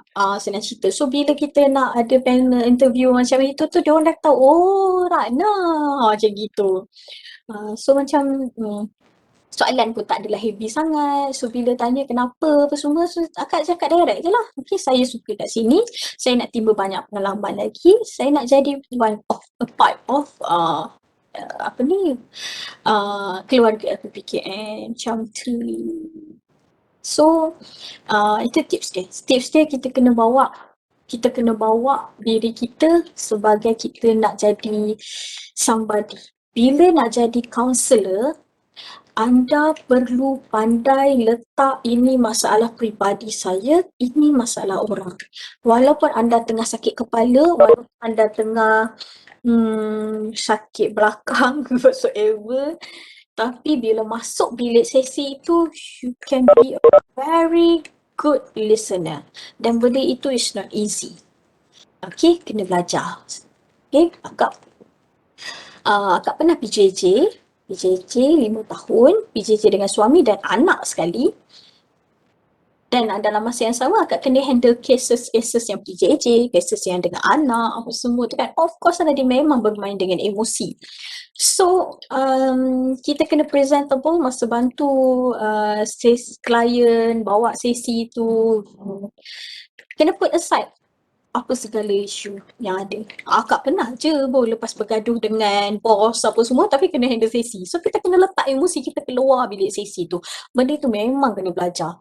Bila nak jadi kaunselor ni macam Kak cakap, you kena tahu macam mana nak masuk dunia ni, keluar dunia ni, masuk situ, masuk sini. Sebab that is we call as empathy. Bukan sympathy. Okay, empathy. So kita betul-betul berada dalam dunia itu, kasut itu, kita faham apa yang klien rasa. So itulah yang akan membantu anda untuk jadi a good counselor, insya-Allah. Okey tak ni 15 minit lagi. Eliana okey? Eliana Nabila.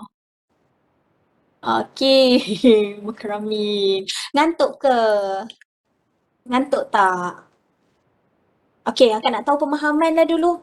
Out of 10, berapa pemahaman korang dengan akak sepanjang sejam lebih ni? Puasa. Aku pun puasa lah adik oi. 10, 9, 10. Alhamdulillah. 9, 10, 10. Right. Alhamdulillah. Sedap dah. Oh. Tak makan giwak Jangan sedap saya makan menang. 90 mencabar dan menarik. Alhamdulillah. Okey, ada soalan tak sambil-sambil kemah Sampai dah. Dr. Zudah okey ke? Apa lagi yang saya kena bagi tambahan dekat diorang ni? Okay, Alhamdulillah saya rasa maksimum ni bagi kat diorang ni. Sebab tu penting industri ni untuk diorang. Sebabnya macam Puan Ratna katalah macam kami ni bagi benda yang dalam buku, betul tak? Bila praktikal dia jadi lain. Okay, saya rasa memang TikTok lah. Alhamdulillah. Ada apa-apa lagi ke yang nak saya kena tambah ke apa benda? Mungkin ada yang harapan daripada lecturer nak saya bagi dekat adik-adik ni apa ke? Okay, saya satu je kot saya tengok. Student dia tak berani nak ke depan. Okay, Confident. Dia minta, confident level dia tak dia yang selalu yang berani ni adalah individu yang dia pegang jawatan dekat kelab mana-mana ke, MPP ke. Yang memang pemimpin. Yes. Tapi kita nak create individu sebagai kaunselor yang versatile. Jadi ada yang jenis diam kan. Kita nak orang ni. Tak tahu macam mana nak develop dia orang punya self esteem tu. Sebab kita memanglah kita kata pelajar ni ni ada mentor dia sendiri apa semua kan. Tapi kadang-kadang benda tu tak sampai. So macam mana kalau saya lah, kalau Puan Ratna tanya saya katanya macam mana lah. Nak bantu dia orang dia. Nak bantu dia orang ni. Sebab kadang-kadang ada keinginan dia orang nak menjadi seorang yang verbal kan. Tapi bila dia orang tengok ada orang yang lebih hebat, dia orang pun senyap. Okay. So sebab saya nampak bila dia orang pergi isu satu lah, bila dia orang pergi organisasi, sama ada masa praktikum ke internship ke ataupun buat assignment pun, dia orang nak communicate dengan pegawai dekat situ pun dah macam susah. Yes. Okay. I got that point. Okay, alright. Thank you, Doctor. Alright. Kan macam ni barulah akak tahu benda nak basuh korang ni. Okay. Untuk pengetahuan semua, akak bukanlah orang yang dikenali pun masa dekat UMT dulu. Akak bukanlah memegang apa-apa jawatan pun di dekat tu. Dan akak pun sebahagian besar memang yang jenis yang pasif. Okay, pasif tentang tak aktif lah. Bukan orang yang dalam kelab ke, orang apa ke, apa semua ke. Akak tak mengikuti sangat pun. Tapi akak tahu apa akak nak. This is me. Okay, akak masuk dunia counselling ini atas akak yang nak. Bukan atas suruhan ataupun atas macam kita try lah, tak. Akak memang nak jadi kaunselor. Okay, so kita kena tahu apa yang kita nak. Yang pertama, kita kena tahu apa yang kita nak. Lepas tu yang kedua, bila kita tahu apa yang kita nak, kita akan banyak nak korek benda yang kita nak tu. Kita nak tahu, get the info, get the knowledge. Tak tahu, tanya. Tak faham, tanya. Dulu lecturer akak macam cakap tadi lah, okay. Bila cerita pasal teori, okay, guest start ni, tak faham. Contoh, akak lah orang yang pertama kata, contoh. Okay. So akak orang yang pertama yang akan macam yang boleh tak tolong saya fahamkan benda ni? Okay, expressive counselling tu macam mana Cik Bahar? Okay, benda-benda macam tu. Masa dalam makmal adalah masa yang terbaik. Masa yang terbaik untuk anda bertanya apa saja dengan lecturer anda yang tak faham ke apa benda ke. Macam mana dalam membuat rumusan tu? Macam tu soalan-soalan macam tadi tu. So kalau ada klien yang denial nak buat macam mana? Kalau soalan-soalan yang macam you all tanya akak ni, anda boleh tanya kepada lecturer anda masa dalam amal, okey?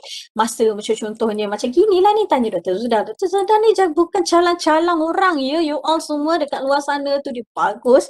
So, anda boleh tanya, rugi tak tanya dekat doktor ni. Okey, so lecturer-lecturer dekat UMT is very good.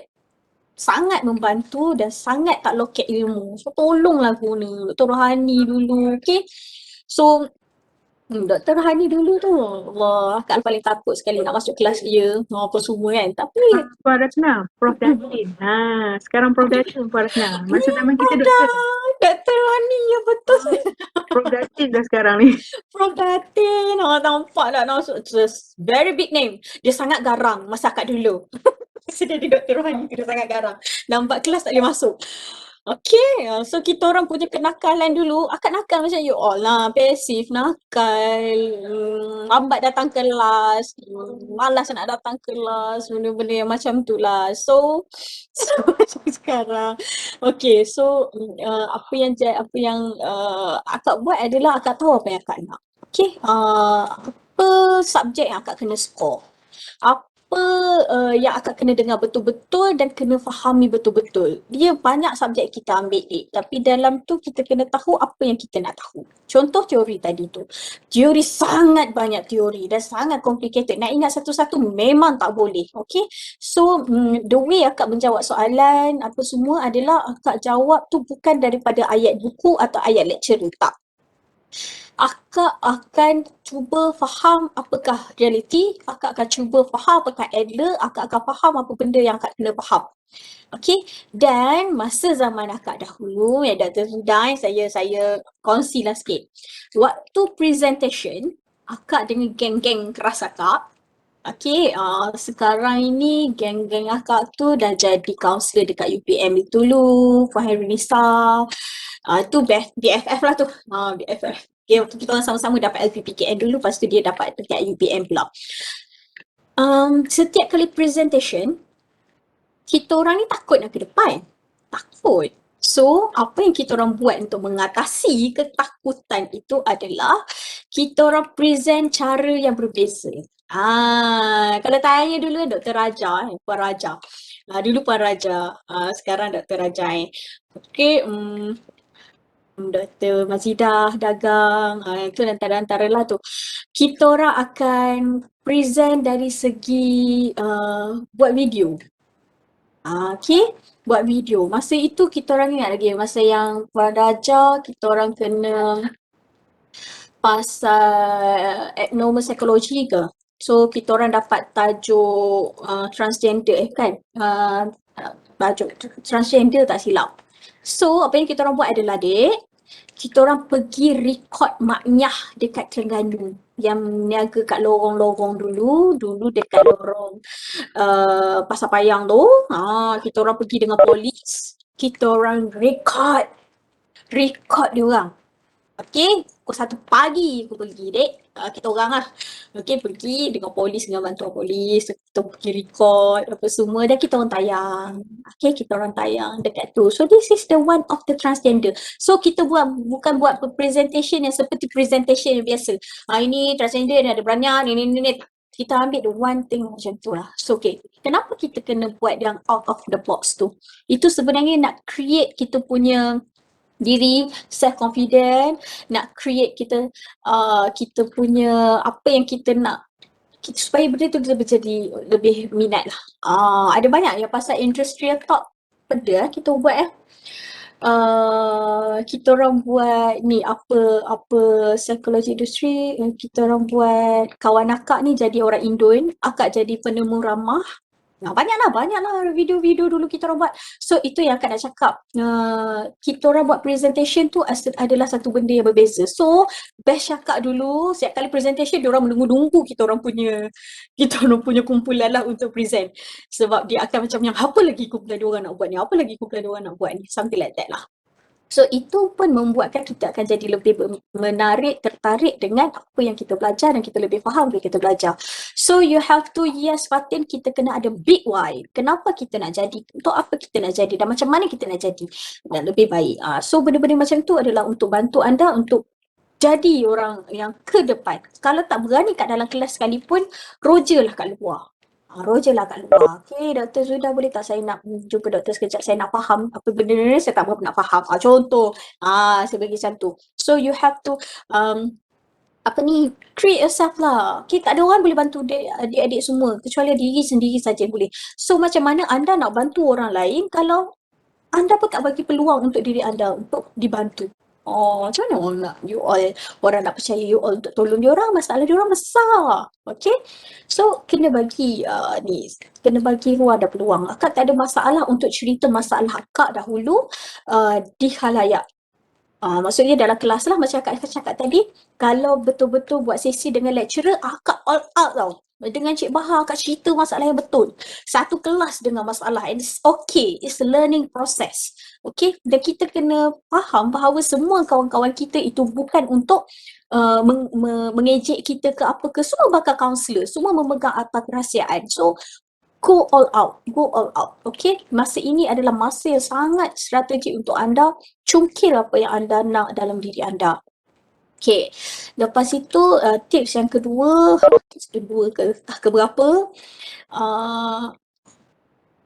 Jadikan orang yang sentiasa nak belajar. Jadi diri sendiri ni sentiasa nak belajar. Contohnya kalau kat ada organisasi, tak faham tanya, tak faham je tanya. Habis sesi je tanya. Habis sesi je, Kak saya buat sesi gini-gini tadi dengan penyelia contohnya. So, Kak memang sentiasa ada two-way communication dengan kakak punya student. So, sesi tadi macam mana? Apa kisahnya? So, apa yang awak buat? So, macam mana awak rasa? Macam gitu. So, kita bukan nak mencari kesalahan dalam sesi. Kita bukan nak mencari apa. Kita nak tahu macam, okay. So, mungkin benda ni boleh add on. Informasi ni mungkin kita boleh add on. So, kadang-kadang penyelia ni tak tahu macam mana nak buat, macam mana nak start pun. Macam akak sendiri, akak sangat banyak program akak cakap tadi, dan sangat banyak sesi, akak sangat banyak kerja, meeting apa semua. But, kalau you all datang and tanya, kita orang akan jawab. Kita orang akan sharing. Alhamdulillah. Okay. So, kalau ada masalah confidence level, atasi dari sekarang. Kenapa seorang itu ada masalah low self-esteem? Sebabnya yang pertama adalah anda sendiri rasa kurang pengalaman, kurang pengetahuan, tak tahu macam mana nak cakap apa, tak tahu nak cakap apa. Nak suruh present, tak tahu nak ulas macam mana sebab faham pun tak. Kan, betul tak? So, kat situ kena do some research. Okay. Kalau dah baca pun tak faham, try cari kat YouTube pun tak faham, carilah lecturer. Tanya kawan-kawan, brainstorm pun tak faham. So, dulu akak balik je contohnya dengan member-member akan macam yang, self-talk tu macam mana talk to the mirror tu macam mana talk bedaan tu macam mana dengan geng-geng sendiri. Okay. So, kita buat benda-benda macam tu lah. Kita apply. So, itulah yang akan menjadikan kita punya confident to one step ahead. Okay, so kalau adik-adik memang ada masalah sekarang, mula dari sekarang lah pergi cari kaunselor kat UMT tu. Okay, cuba buat sesi. Kalau tak betul, ada LPPKN kat sana, ada kaunselor dekat hospital. Rasanya batch kita, I think batch akak juga. Dari UMT juga, Puan Suraya. Dia kat HSNZ kot.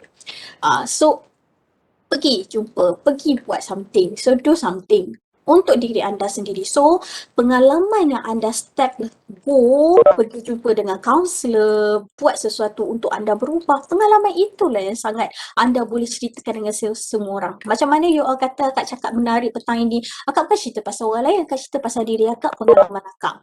So, pengalaman akak tu tak akan dapat kalau akak tidak melangkah. So, you all mungkin boleh jadi lebih hebat dari akak apabila anda mula melangkah. So, jangan rasa takut diketawakan dalam kelas apa semua sebab situ semua kawan-kawan kita itu adalah bakal kaunselor juga. Okay? So, apa yang korang takut, diorang pun takut. Cumanya, diorang boleh atasi ketakutan itu dengan buat juga. So, kat situlah yang jadi antara apa yang membezakan anda dengan dia. Okay, bukan sebab dia bijak, tetapi dia tidak kisah untuk salah dan dia macam ready untuk dibetulkan. Itu yang pertama. Lecturer, mana-mana lecturer pun tak ada nak cari kesalahan you all semua. Okay, masa belajar inilah masa yang anda kena all out you punya kelemahan dan overcome you all punya weakness. Lecturer nampak, lecturer tegur, maksudnya you all berubah untuk jadi lebih baik. Bukan lecturer nak cari kesalahan anda, tidak. Okay, dia cari, kita manusia ni tak ada masa nak cari kesalahan orang, betul tak? So, cari kalau dia boleh bagi tahu, okay Fatin, Fatin perlu lebih kena speak out lagi kot. So you tahu apa yang perlu improvise, apa yang jadi lebih baik, macam gitu. So Izwan apa ni, so selama ni yang kita nampak adalah orang-orang yang ke depan. Ini orang ni je lah yang akan nampak. Yang lain tu macam mana orang nak tolong, macam mana doktor nak tolong, macam mana lecturer lain nak tolong. You all tak all out nak tunjuk. Okay? Cukup ke tu? Okay ke tu? Boleh ke doktor? Yang penting ada big one, melangkah. Okay, boleh. Alhamdulillah. Ikut Okay. lepas ni saya mengharapkan pelajar akan jadi TikTok lah ikut jejak Puan Ratna. Bukan senang kan Puan Ratna kan? Jadi lebih baik dari saya doktor, saya doakan semua adik-adik saya ni insyaAllah. InsyaAllah mudah-mudahan. Okay, alright. Puan Ratna balik keempat je dengar dah. Nak balik keempat. Oh. Okay. Alright. Ada soalan? Semua okey semua? Okey. Kalau okey saya akak terima kasih banyak-banyak kepada Dr. Zuda sebab invite dan benda ni sebenarnya dah lama Dr. saya tunggu. Saya tunggu ruang dan peluang nak jumpa dengan adik-adik, bakal kaunselor, okey. So insya-Allah lepas ni boleh lagi okey, calling je, akak dah bagi nombor tadi. Please do. Okay, jadi yang terbaik kita nak tolong orang lebih ramai sebab ni bukan hanya kerjaya kita di dunia sahaja dan ini adalah sumber pahala kita, lubuk pahala kita di akhirat sana insya-Allah. So masuklah dunia ini, dia sangat enjoy, dia sangat best. Kita tolong orang, dalam masa yang sama orang akan tolong kita tanpa kita sedar. Jadi lebih baik setiap hari. Terima kasih semua. InsyaAllah nanti ada ruang, ada peluang, ada masa kita jumpa mungkin secara semuka. Terima kasih banyak. Minta maaf mana yang terkurang. InsyaAllah, Alhamdulillah. Terima kasih banyak-banyak kepada Puan Ratna. InsyaAllah Puan Ratna ada peluang nanti kami jemput lagi. Saya rasa untuk internship praktikum pun kita boleh jemput Puan Ratna untuk bagi gambaran situasi sebenar lebih mencabar lagi daripada penceritaan tadi lah. Okay, so saya dengan Dr. Lily dengan saya ni, mengucapkan ribuan terima kasih Puan Ratna. Jangan serik dengan kami, walaupun plannya pukul 2 nak buat, dah jadi kedua suku Ustaz. Okay. Sat, Dr. Lily dekat belakang saya ni. Kak Ratna. Ya, saya. Saya ni, apa nama saya ni, junior lah, junior akak. Oh, ya ke? Akak masuk 2005. 5. Saya masuk 2006. Oh, dengan Nadia Amiza ke bukan? Ke Nadia Amiza tu lagi junior? Bukan. Okay. Tapi patutlah bila Dr. Zuda recommend nama Ratna, saya macam okay. Dah dengar. Nama tu, tapi bila tengok rupa, okay macam Macam Emilia je. Alamak, aduh. Tapi akak bukan orang famous kan dulu kan? Betul tak? Akak bukan orang famous kan? Terima kasih banyak-banyak Kak Rasna sebab sudi terima jemputan kami dan semoga kita berjodoh lagi lah lepas ni. Masya Allah, terima kasih. InsyaAllah, insyaAllah. Semoga berjodoh lagi. Saya suka statement Dr. Vicky tu. Dia tadi saya rasa saya muda sebab Puan Ratna dia mention diri dia tu kakak. Tiba-tiba antara mereka berdua saya rasa saya paling tua sebab saya masuk 2001. Oh, lagi ni lagi Geng Palinda ini ke? Haslinda Hassan ke? Sinda Hassan 2000. Oh. Saya Okay. 2001, saya junior dia setahun. Saya batch kedua. Batch kedua Hmm. STEM ketika tu. Okay, alright. Itulah Fatin. Mina, memang kita nak jumpa, nak bawakan panel kita adalah senior-senior, super-super senior anda supaya perkongsian tu lebih dekat. Sebab apa? Senior yang tahu macam mana perjalanan di kampus dan dibawa ke alam pekerjaan sebenarnya. Betul. Betul, sebab tadi macam kalau perasan Puan Ratna mention Cik Bahar itu memang otai lah. Kita kata dekat dalam sini. Sampai sekarang pun menjadi bualan. Siapa-siapa yang jemput pun mesti mention nama Cik Bahar. Okey, daripada Puan Raja dah menjadi Dr. Raja, Dr. Rohani dah jadi Prof Datin. Okey. Alright, so terima kasih banyak Rana. Mohon maaf daripada kami berdua. Daripada anak murid kami kalau ada yang termasuk lambat apa semua. Mudah-mudahan ada rezeki lagi lah. So buat anak-anak murid semua, terima kasih kena bertahan sehingga 2 jam. Walaupun ada yang rasa nak balik rushing ni, nak balik ke Kelantan sebab nak buka puasa dengan family. Saya faham. Ada yang dalam kereta pun tengah buka juga, saya faham juga benda tu. So saya doakan supaya anda dapat input apa yang kita boleh. Saya rasa tak ada yang tak boleh ambil, semua kita ambil. Semua kena ambil daripada Puan Ratna hari ni. Okay, itu sahaja daripada saya. Terima kasih untuk Fendi juga dan juga untuk jadi kita punya moderator tadilah. Okay, Fendi cakap apa-apa ke Fendi sebelum kita tutup? Apa dia kata? Fendi nak cakap apa-apa ke sebelum kita tutup? Kita buka, kita kena tutup lah Fendi. Oh, saya. Boleh. Okay. Jadi terima kasih, saya selaku wakil lah daripada pelajar kaunseling nak ucapkan terima kasih kepada Puan Ratna sebab perkongsian yang sangat menarik. Secara personalnya saya ni sebagai pelajar, perkongsian pendedahan yang dibuat oleh Puan Ratna ni sangat orang kata memberi kesan ataupun memberi manfaat kepada kami semua ni. Dan yang paling saya berminat, saya suka dengar apabila Puan Ratna kata apabila masuk dalam sesi kaunseling ni eloklah jadi makcik bawang. Sebabnya dia bagi saya tu boleh mengubah personality. Kalau kita masuk ke sesi sebagai seorang kaunselor, kita sangat berdebar macam tu. So bila kita jadi makcik bawang, saya percayalah makcik bawang ni salah satu kemahiran yang tak perlu diasah lagi. So so sangat sesuai lah untuk kita guna pakai. Dan saya selaku wakil pelajar juga, saya nak minta maaf lah mungkin dari segi kekangannya kita buat secara online. Kalau saya jadi Puan Ratna pun tak dapatlah orang kata rasa kepuasan tu apabila bagi talk tanpa lihat reaksi kami semua. Okay, jadi last kata, terima kasih Puan. Okay, boleh tak saya minta semua student on camera kita nak ambil gambar. Okay, terima kasih. Itu dia Puan Ratna, tengoklah junior anda. Okay, mohon on camera. Siapa yang terambil ni? Saya boleh kata. Okay, boleh. Okay, kita on lagi. Lampu tak buka ni. Saya Naim buka lampu Naim. Okay, boleh on camera. Okay, terima kasih. Yang perempuan sauk je. Okay, boleh lagi sikit. Kejap mu. Sabar mu. Itu dia. Puan Ratna mesti rindu. Nak dengar dekat tengah nuak pun nak dengar. Kejap jamu. Rindu. Ada peluang ke balik bulan puasa ni? Dah balik dah first day puasa. Dengar awal. Sebab lepas tu busy. Dah tak boleh balik. So masa tu grab dia waktu tu lah. So insyaAllah. Okay, alright. Ah, Lagi Ada anak-anak. ada lagi ke yang nak buka kamera? Kalau tak ada, saya boleh proceed je. Okay, Okey, boleh boleh. Dengan kiraan 1, 2, 3.